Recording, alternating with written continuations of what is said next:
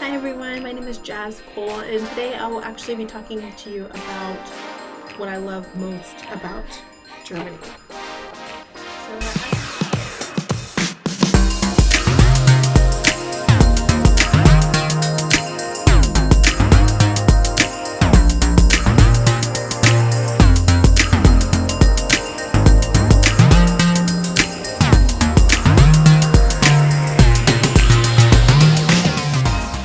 So as you know, if you're following the podcast Destination Deutschland, the Au Pair Diaries, you'll know that I have gone to Germany and as an au pair, and that experience was interesting. But I really want to just overall talk about the fact that in my experience of being in Germany, there were a lot of things I really liked. As you all know, that pretty much French language and culture has been my bread and butter since forever, since I was a child.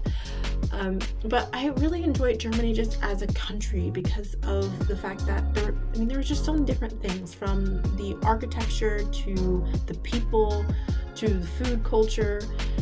I overall enjoyed it. I enjoyed being in Germany. And one of the things that I will say that made it was just the people overall, because it was just, the people were very friendly. And when it comes to being a non-German speaker and basically a foreigner in their territory, was that it was a lot, I would say the experience was a lot different from French culture, because they didn't have this sort of like, oh, you don't speak French kind of thing, even though I do. But they were really friendly in the sense of, oh, you're having trouble with your German. Should I speak to you in English? And so I was like, yeah, okay. Yeah, that works for me. So if I needed help, they were very understanding in that aspect. So it was really easy to get help. I remember when I was the first time I went in public, like shopping, I was actually on my own, and I was in a tech store trying to buy an external hard drive. And I almost had a panic attack because this guy came up to me and he's like asking me for help because I looked like I was lost. And really all I just was like, I had trouble understanding him. So he was speaking a little bit in English. He asked me if it was okay to speak English. I said, yes, I understand English, and being able to give me the help that I needed. So in those situations, it's just easier to get help because they understand. If German is not your native language, we're not going to be jerks about it. It's just, you just need help. You're speaking to us in German. Why would we not help you at this point? I would just say their food was actually a really good part, because I love that it was very much fresh, especially like they ate a lot of bread, but it was actually like, there's so many different varieties of bread. I mean, it was insane. And you would go specifically to a bakery to get these particular types of things, and they would they would have it in like loaves. You can get it cut. Some of them, my first au pair family, they had a machine at home that cut it, so they would never buy it. They would just buy the whole thing, and then they would just cut it when they got home. So it was like, bakery was like my favorite place. I did like that they had different places where you can actually learn new skills and be social. There was the VHS, Volkshochschule, which is like a community school where you can actually go there to learn different things. Like you can do like help, I don't know, fitness and wellness classes. You had like music classes. You had language courses, just for people who were foreigners. You had, you had like all of these different courses, like photography, computer skills. Like you had a place that you could actually go to learn new skills. And I remember they had like this whole book, so every year you would be able to see what classes were available.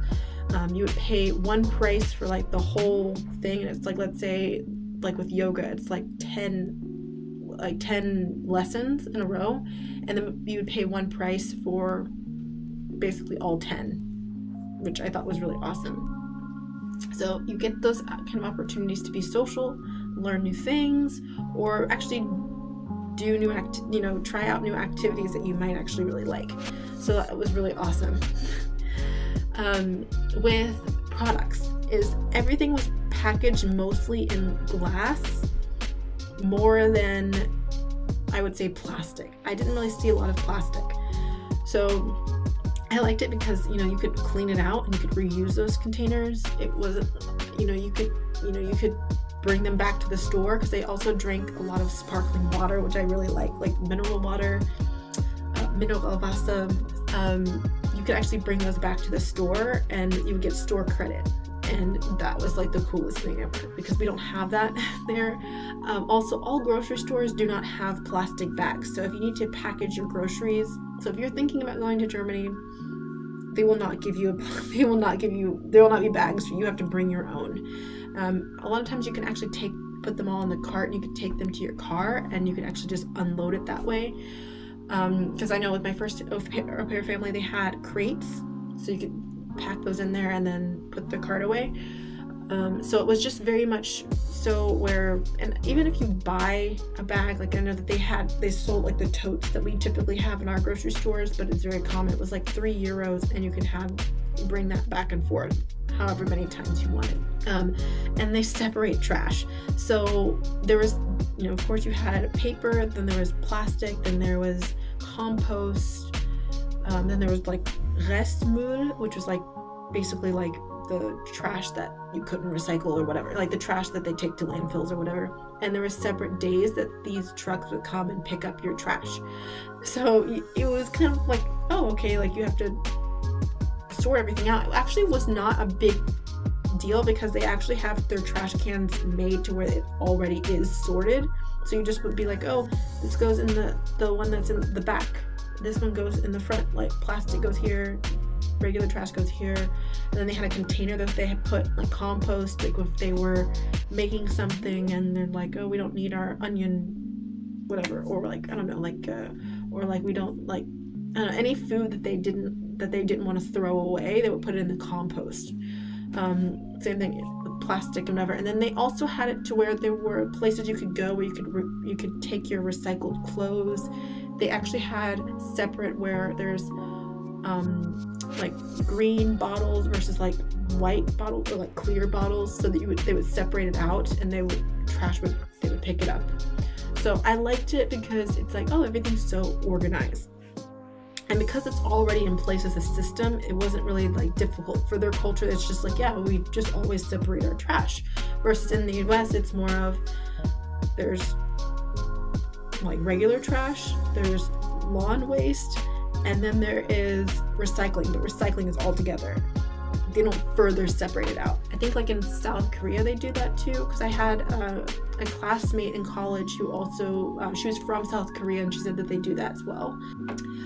I also love this. I don't know if this is just me, because I was, as an au pair, you kind of see the fact that as people are raising their kids, they actually played outside more. They played with like real toys. It wasn't electronics. Like I saw some of them playing with like wooden toys. There was like one, it was like a block of cheese. It was like a wooden block of cheese, and there's like this little stick. It was like a mouse face drawn on it, and you would just sew it through there, and then you would try to undo it.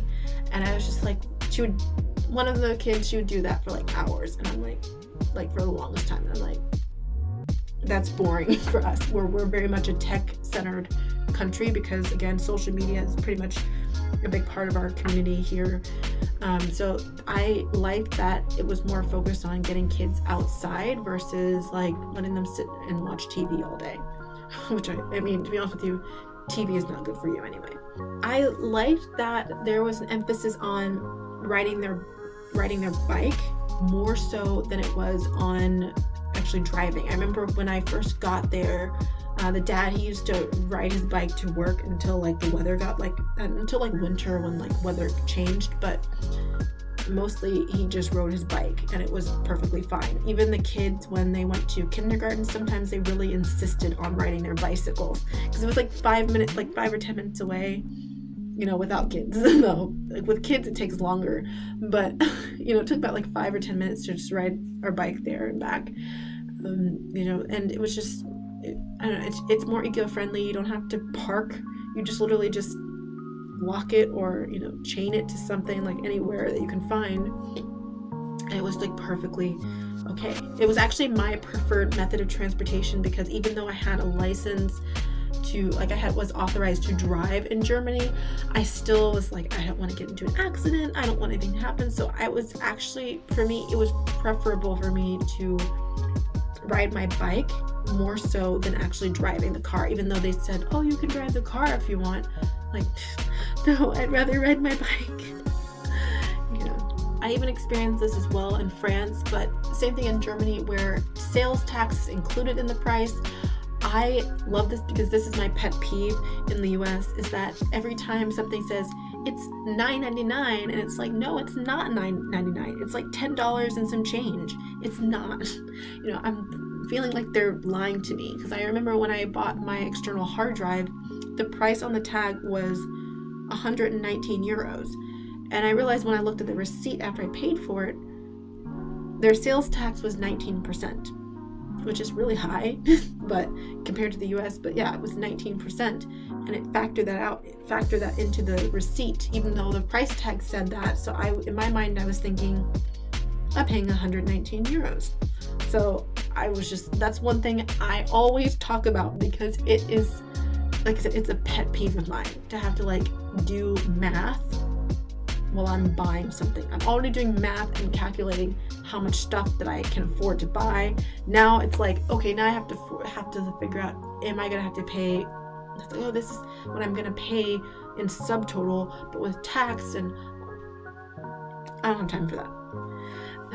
I think, and I would say the last thing that I really loved was a lot of the discussions, because I felt like, because their culture is not so much, and I'm speaking from my experience, I'm not speaking of Germany as a whole, but with Germany, I felt like with a lot of discussions, it was more on topics of like more opinions, and opinions based on, I don't know, something like referencing whatever. It was more abstract conversations, conversations over abstract things like thoughts and opinions.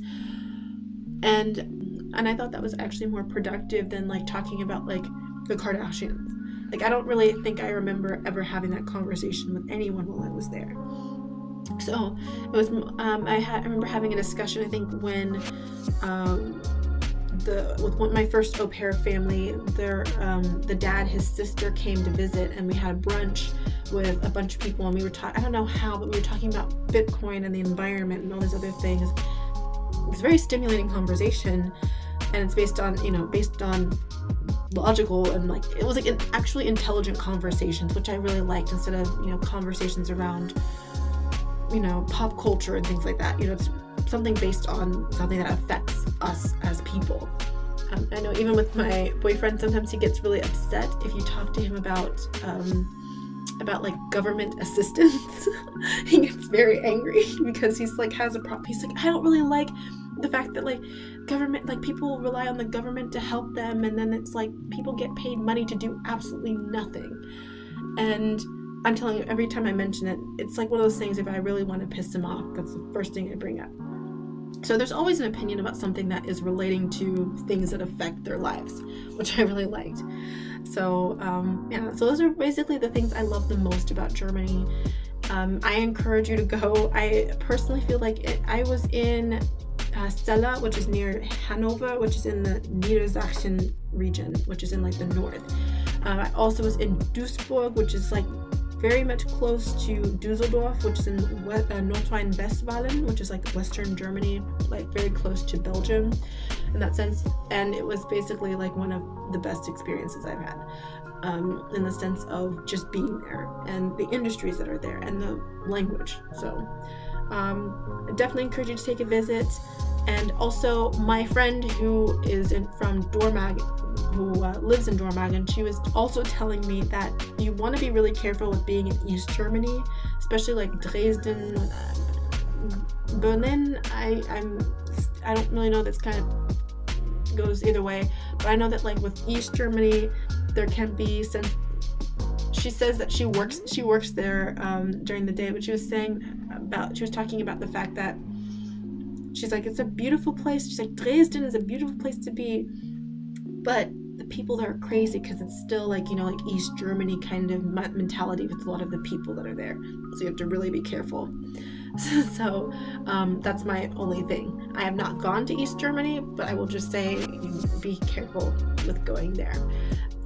All right, so this is basically the things that I love most about Germany, and let me know if you've ever been there, and some of the things that let me know where in Germany you've actually been, because I would love to hear your thoughts on where you were. All right, have a good one. I'll see you the next time. Hey everyone, it's Jazz here. It is the second year of the Learn As You Go campaign. It will be launching this year, the first day of summer. And throughout the entire summer season, we're raising money to support foreign language education within the general education system. We're here to help businesses and professionals who need resources to expand into global opportunities. And then also helping us build our scholarship fund to give opportunities for students to study abroad and to experience what it's like to learn about things that they like, as well as using languages that they have learned. So if you would like to support, please visit our website at languageandpeople.org/LAYG. Help us get you more connected to the world and the people that are in it.